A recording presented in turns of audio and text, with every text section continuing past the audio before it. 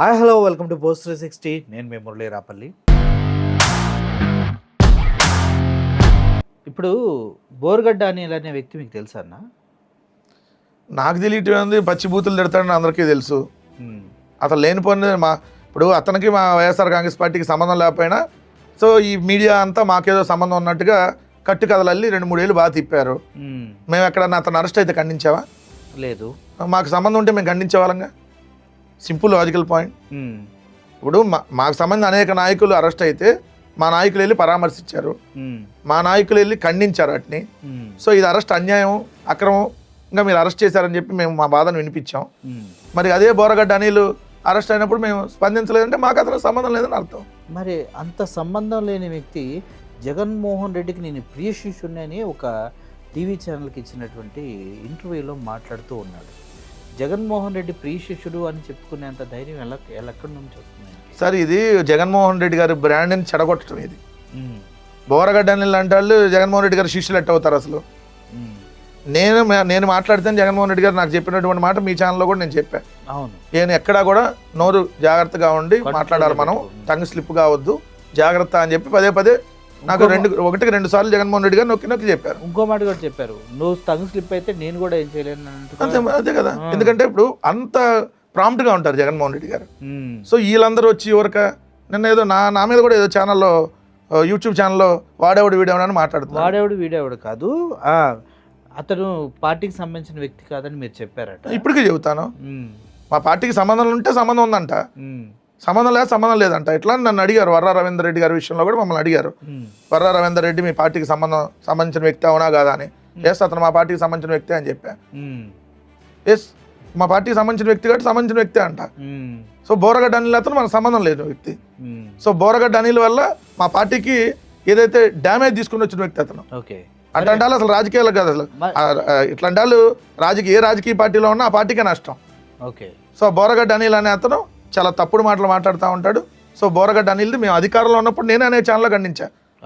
ఆ రోజు పవన్ కళ్యాణ్ గారి పిల్లల మీద వీళ్ళు మాట్లాడినప్పుడు ఆ రోజు కూడా మాకు వైఎస్ఆర్ కాంగ్రెస్ పార్టీకి అంటగడితే చెప్పా, అతను మా పార్టీకి సంబంధం లేదు, మా పార్టీలో మెంబర్షిప్ కూడా లేదు, మా పార్టీలో అతనికి ఎటువంటి పదవులు లేవు, అతను మా పార్టీకి సంబంధించిన వ్యక్తి కాదు అతనని క్లియర్గా చెప్పా. మళ్ళీ కూడా చెప్తా ఉన్నా. సో మా పార్టీకి సంబంధం లేనటువంటి వ్యక్తులు ఏదో మన మీద చేస్తే మనం రియాక్ట్ అవ్వాల్సినటువంటి పని లేదు. సో పార్టీ చూసుకుంటుంది, అది పార్టీ చూసుకుంటుంది. ఎస్.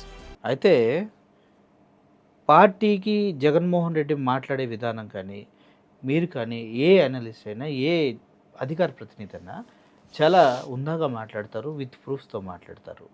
ఇలా మాట్లాడమని మీకు పార్టీ నుంచి ఏమైనా గైడ్లైన్స్ వస్తాయా, లేదంటే మీరే కలెక్ట్ చేసుకుని మీరే మాట్లాడుతూ ఉంటారా? సార్, ఇప్పుడు మాకు సజ్జల రామకృష్ణారెడ్డి గారు కావచ్చు, లేదంటే మా మీడియా కోఆర్డినేటర్గా రాష్ట్ర ప్రధాన కార్యదర్శిగా ఉన్నటువంటి పూడి శ్రీహరి గారు కావచ్చు, సో లేదు మేము ఎప్పుడైనా జగన్మోహన్ రెడ్డి గారిని కలిసినప్పుడు కూడా సో మనం ఎప్పుడైనా ఆధారాలతోనే మాట్లాడాలి.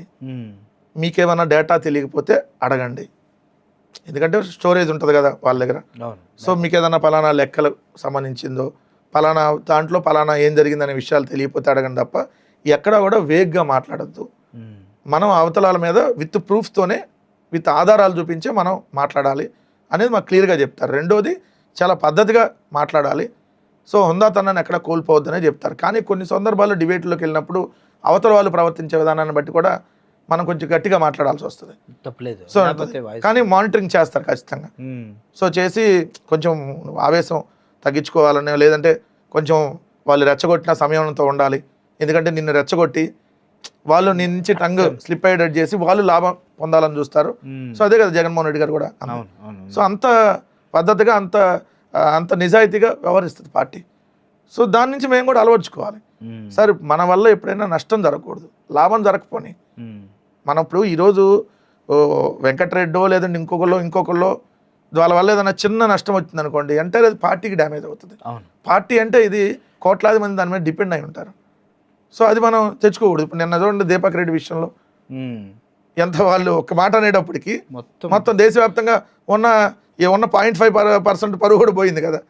మామూలుగా అయితే లేదు వాళ్ళకి, చాలా పెద్ద డ్యామేజ్. 100కి 0.5% పరువు ఉంటే అది కూడా పోయింది కదా. 0.5 అది కూడా పోయింది కదా వాళ్ళకి, తెలుగుదేశం వాళ్ళకి. ఎయిర్ హోస్టెస్ పైలట్ కావాలి అన్నదే మీ కల అయితే ఏరో ఫాల్కన్స్ ఏవియేషన్ అకాడమీ అడ్మిషన్స్ కోసం డిస్ప్లేలో కనిపిస్తున్న నంబర్కి కాంటాక్ట్ చేయండి.